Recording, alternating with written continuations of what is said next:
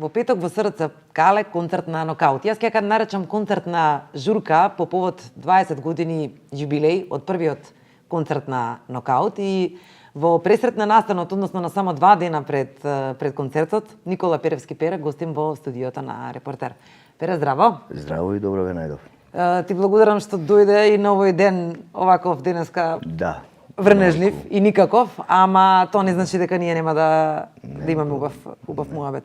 Во самата најава кажав дека со оглед на тоа дека во среда го правиме разговоров, а веќе во петок е концертот, до кај се подготовките, како оди работава? Имаш ли трема? Па видете, ние сме веќе навистина спремни што се однесува до овој концерт, сите припреми се на едно, да кажеме, високо ниво. Стварно и напорно работиме, доста се спремаме.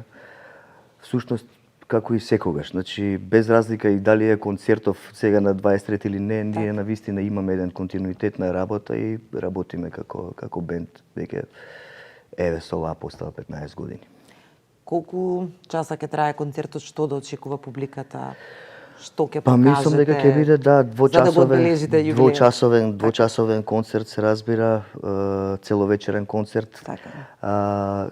Претходно сигурно ќе има едно 45 минути, две предгрупи, можеби не сакам ништо, значи сега се уште предвреме да откривам. Има еден бенд фин, РГБ, ќе ги спомнам барем нив. РГБ се вика бендот, они се од Крива Паланка, македонски бенд се. Фактички сакаме да даваме поддршка нормално на македонските бендови и да се представат во најдобро светло. Така што вечерта како гости ќе се појават Игор Џамбазов и Игор Ухаре, наши верни пријатели и соработници. Веќе подолг период соработуваме и со нив и како композитори, текстописци, па и дружиме, се разбира.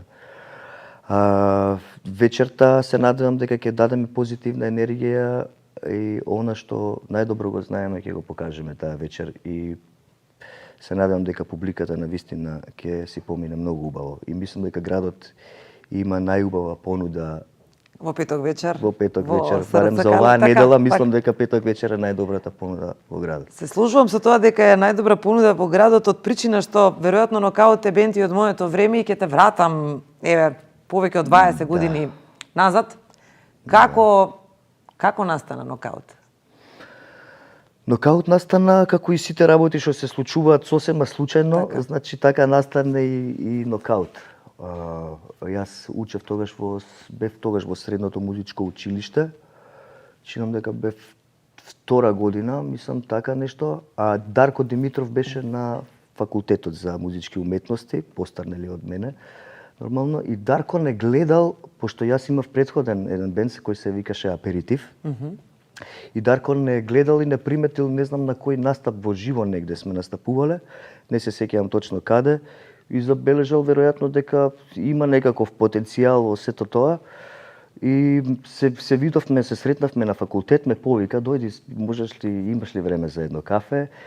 И така тргна муабетот, се видовме на кафе, малце муабет, имам некои песни и вика, да дојдеш да ги слушнеш, може нешто да биде интересно, ако можеш да се пронедеш во тоа, да направиме, да го снимиме, така што бев кај него во студио, се сеќавам тогаш.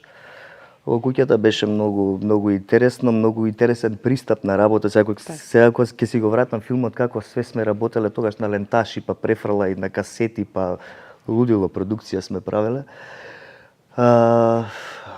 Така што од тука фактички трга таа иницијална каписла да се направи Нокаут. И јас и Дарко почнавме да работиме на песните. После Франц беше дел од Аперитив, пошто го повика во Аперитив да биде член во Аперитив, беше гитарџија. Тогаш па таа формација се растори, па кога ја правев оваа формација со Дарко, односно целата таа идеја за некаков бенд, го повикав Франц, нормално дали му се свиѓа, пошто ми требаше нормално гитара и така натака, Францот и лепи дечки и тоа сето кога ќе си искомпонира, нели? Киро Колемишевски од каде дојде во ПК? Па еве го баш исполот поминува. Кирил Колемишевски дојде по страната на Франц, значи беше повикан на страната на Франц, вика јас имам еден исто колега, вика односно другар кој што средна школа. Да, средна школа, да. Другар кој што сака да рапува, сака да така пошто Киро му беше улогата фактички како некаков MC и како некој денс перформанс тука. Фактички Ацо Конга беше, значи, посериозен повикан од моја страна. Ацо Конга го држеше Виктор Викторија, се викаше кафичот тоа време, кој што беше газда и тој беше култно џез место, култен џез кафич. И кај што се собиравме сите ние младите кои што учевме во средно музичко и на факултет. И имаше навистина една огромна и многу добра дружба. Јас во Виктор Викторија дури научив да слушам музика заедно со Ацо. Неверојатен опус на музика имаше во тој кафич и од седиња и од дискови, така да можеше само да се научи нешто добро. И кога одев таму, така се интересирав за место, почнав да излагам и така го запознав нормално и Јацо. Беше доста постар од нас, имајќи на увид и идеја да го направам, значи заедно со Дарко проектот како бенд, нели? Си викам, човеков е постар, викам, ми треба некој ваков постар човек да не води. Фактички Ацо беше како во улога на татко во бендот. А тоа се приметуваше секогаш и кога ќе се појавеше било кој ваш спот или настапаш. И покасно како тргна целата работа, да се одмотува клопчето, Ацо нормално си ја завзема својата позиција и навистина и преговараше, договараше, ја имаше улогата на менаџер повеќе и така. Таа концепција од четворица беше многу интересна, меѓутоа го немавме капацитетот за да ги изведеме песните во живо. И јас како музичар се борев цело време со тој факт дека слушај како ние се снимаме во студио, а не можеме ова да го интерпретираме во живо. Значи и тука имаш сукоп сам со себе, знаеш, и мораш ти некако да се изразиш тоа што го правам у студио да го отсвирам. Така. И таа беше и причината што таа постава после 5 години не продолжи да функционира. Да, ми го изема сега некако и прашањето, ама ајде малку покасно за тоа, уште нешто околу почетоците на Нокаут се појави вашата прва песна, почнате да снимате спотови, бевте многу популарни. Како беше да се биде популарен во тоа време? Кога немаше социјални мрежи, немаше Твитер, немаше Инстаграм, немаше ништо. Многу поубав период некако ми беше него овој сега, значи многу порелаксирано беше се. Сега е се напнато, секој знае кај си, што си, може да те добие и така натака. А тогаш можеше да си бираш и се бориш, самиот се бориш да го освоиш местото за да отидеш да отсвириш таму, за да направиш нешто. Така да тогаш се изборивме, така и се изборивме за СРЦ Кале. Ме разбирате, затоа што СРЦ Кале има една па друга приказна одоздола зошто баш СРЦ Кале. И така натака. Така да мислам дека беше многу порелаксирано и полесно во секој случај да се функционира во тоа време него денеска. Реков дека ми го изема прашањето, бендот претрпе... Мене барем повеќе ми се свиѓа. Можеби денеска се олеснити некои други работи со самиве околности и самава технологија, знаете, ама мене па тоа не ми се допаѓа што е така убрзано. Во однос на тоа дека бендот претрпе многу промени. Велиш, групата 5 години можеше да функционира во овој состав и потоа... Па 4 години, веќе петата година се чувствуваше тоа меѓу нас дека не можеме понатака вака да продолжиме, дека мора да има некакви промени, така што верувам секој си го фати патот во тоа време на своја страна. Киро отиде, дали беше тогаш во Комерцијална банка или не знам кај се запосли, и секој на своја страна, знаеш. Ацо, друго нешто во радио, тогаш пак се врати и така, па диџеј и така натака. Францот, не знам, исто некои други формации свиреше, правеше исто музика и он. Меѓутоа, поставата како постава престана да функционира после вториот албум. Значи, ние кулминиравме фактички затоа што кога снимавме вториот албум низ Југославија, нашата желба беше да се сними еден квалитетен, добар албум. Ние соработувавме со бендот на Дино Дворник, продуцентот на Дино Дворник горе во Хрватска, снимавме во Загреб. Скопје, Београд, снимавме со Корнелија Ковач, сестрите К2, значи керките на Корнелија Ковач, Александра и Кристина.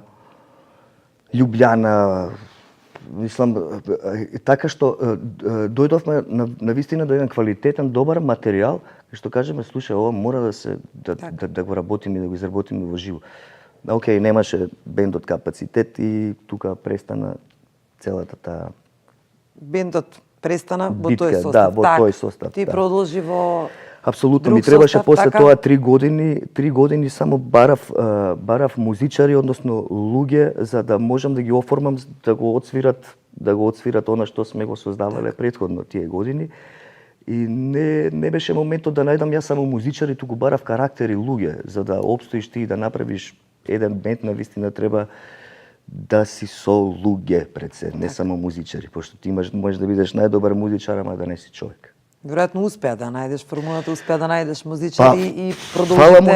Фала му на Бога, овие 15 години на вистина функционираме безпрекорно како една голема фамилија сме, ние сме веќе не сме бенд, као оркестар сме, нокаут оркестар. Тој ќе го докажете упиток. Да. Јас сум сигурна. Апсолутно. Па добро, се овие прашања кои што следат може и не се толку опуштени, ама ајде ќе морам некако од една страна Ацо Конга почина и предпоставам дека тоа остави голема трага кај тебе. Апсолутно. Да. Колку на моменти кога ги свириш вашите песни ти доаѓаат ситуации кога сте свирале заедно? Колку ти текнува на него со оглед на тоа што ти секогаш беше? Јас се борам со тоа секојдневно и Так.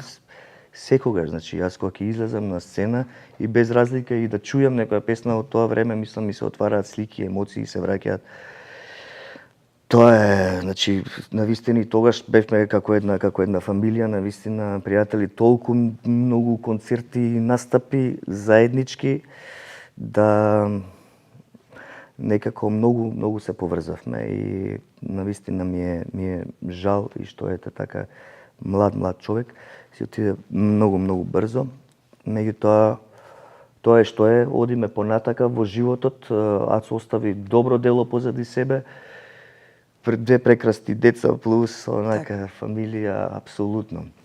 Така што многу често, значи секојдневно се борам со тоа и ми се навраќаат емоции, ми навира така да знае понекогаш и солза да падне, знае понекогаш као будала да се насмеам сам, ама би ми текнува на моменти на слики, така да тоа е. Со Франц се пишуваше дека те, односно тој кажуваше дека си му го крал бендот Нокаут. Вашите односи се разладија.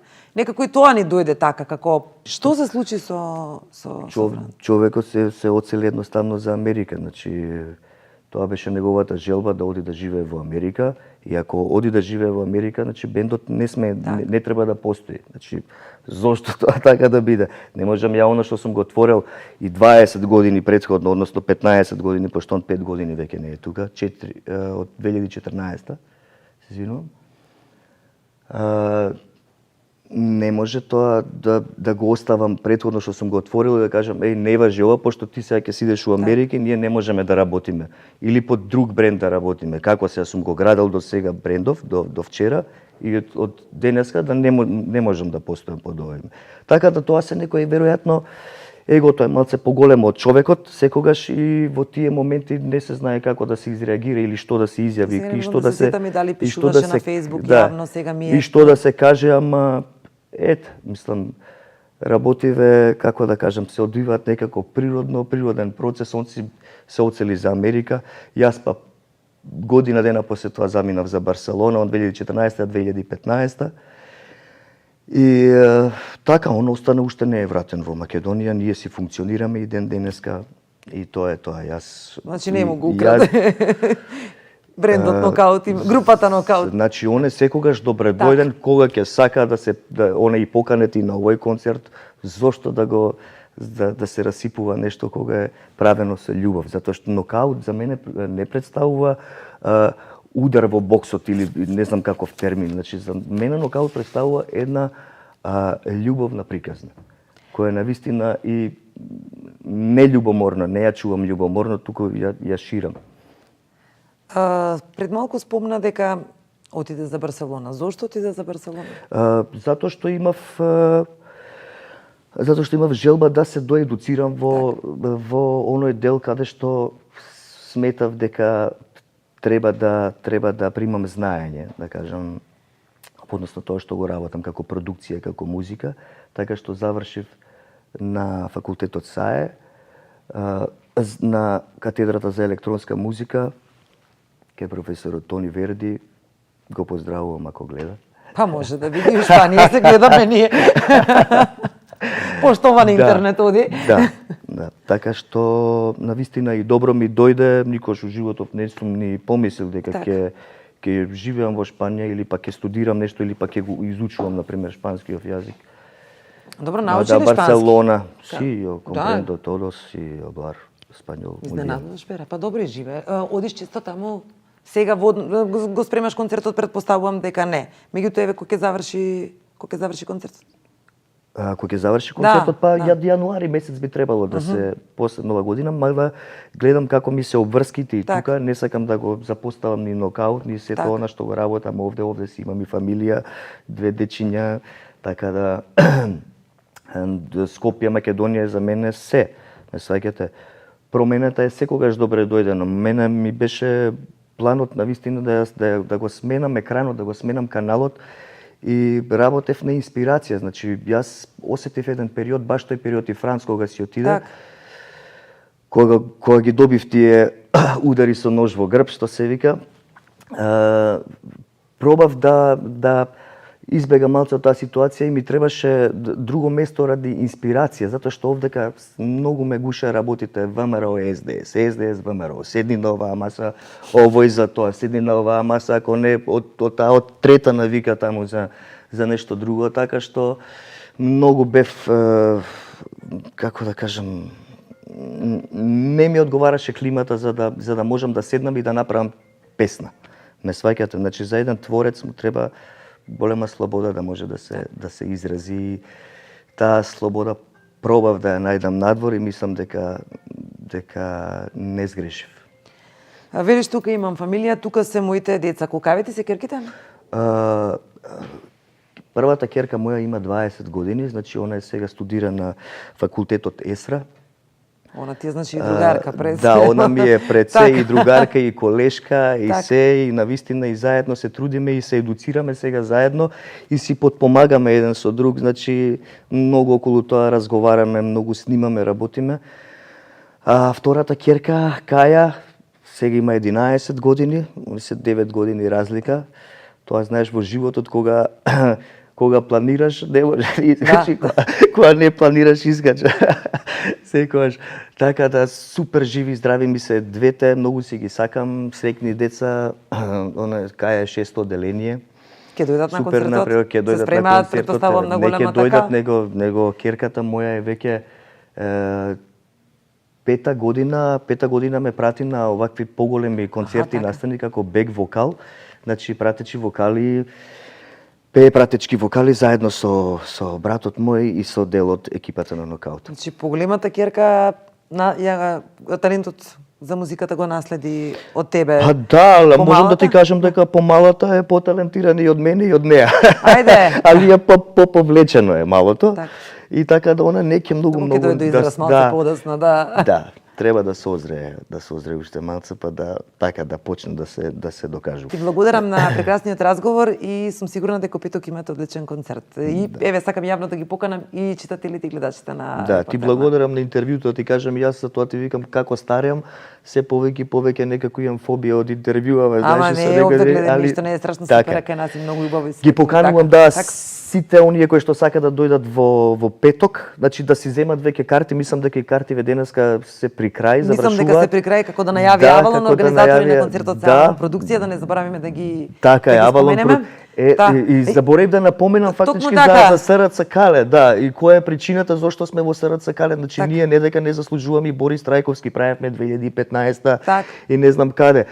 Плюс тоа што треба да се направи една сала во Скопјево за 4 до 5000 народ да може да дојде да проследат добар и квалитетен концерт, значи да биде сето тоа акустично направено како што треба по сите светски стандарди. А СРЦ Кале има посебна приказна затоа што првиот концерт го направивме баш во СРЦ Кале, во организација на Авалон продукција, со тогаш ни свиреше како подршка бендот на Тоше. И бендот на Тоше, Blue Funky Individuals, се појави за прв пат со некоите така познат, ние во тоа време бевме познати, да, секако нокаут, да. И отсвиревме еден прекрасен концерт и прв наш распродаден концерт беше токму во СРЦ Кале и затоа се враќаме сега на местото на злосторот. Велат убиецот секогаш се враќа на местото на злосторот, така да ќе бидете присутни и вие на местото на злосторот на 23 во петок, да си поминеме добро. Тука има и што год уште од приказната зошто токму СРЦ Кале, меѓутоа за тоа ќе ви кажам во петок. Ти благодарам уште еднаш и се гледаме на концерт. Така е. Ви благодарам и на вас за поканата.